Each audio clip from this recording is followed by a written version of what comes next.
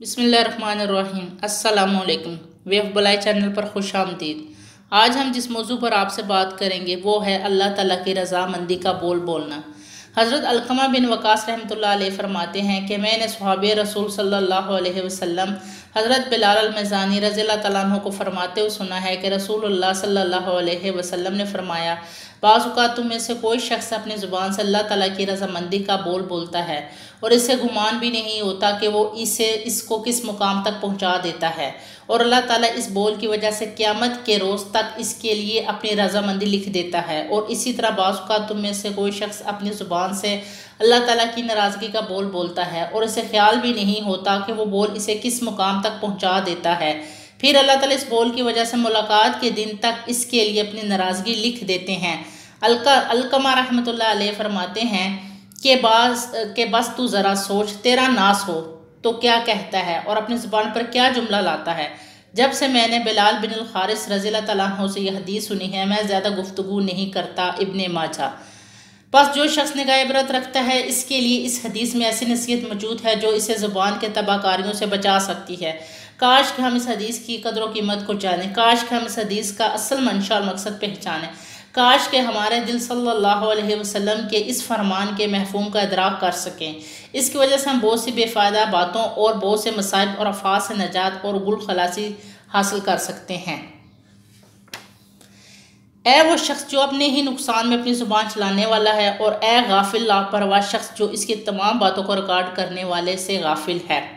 अगर तुम कोई बात कहना चाहते हो तो बोलने से पहले सोच लो, गौर व फिक्र कर लो, क्योंकि सादतमंदी वही होती है जो अपनी ज़ुबान पर काबू पाने वाला हो और होश खवास रखता हो।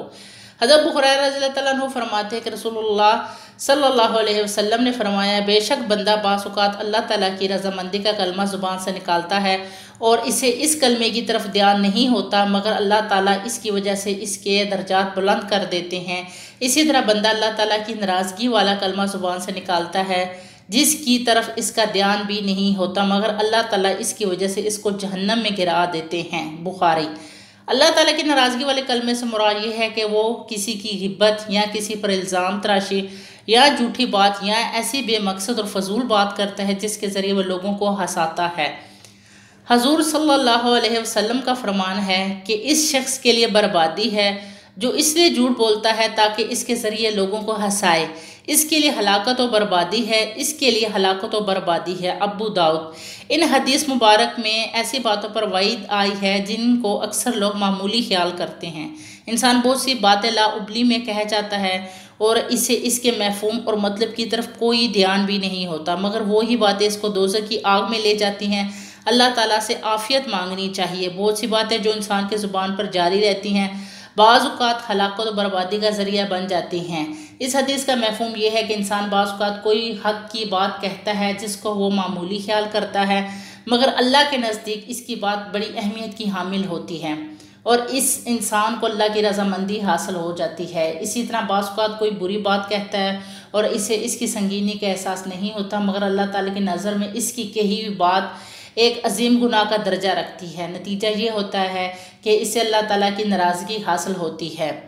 इससे ये मसला मालूम हुआ कि इंसान को बग़ैर सोचे समझे बात नहीं करनी चाहिए और ऐसी बात मुँह से नहीं निकालनी चाहिए जो अल्लाह की नाराज़गी का बायस बने और दोज़ख की तरफ ले जाती हो, चाहे वो बात मजाक में हो या संजीदा हो। लोगों में अपने आप को अच्छा ज़ाहिर करने और हंसाने के लिए ऐसे बातें की जाएं जिसमें हलाकत और बर्बादी हो, ऐसी बातों या कलमात से बचना चाहिए, परहेज़ करना चाहिए।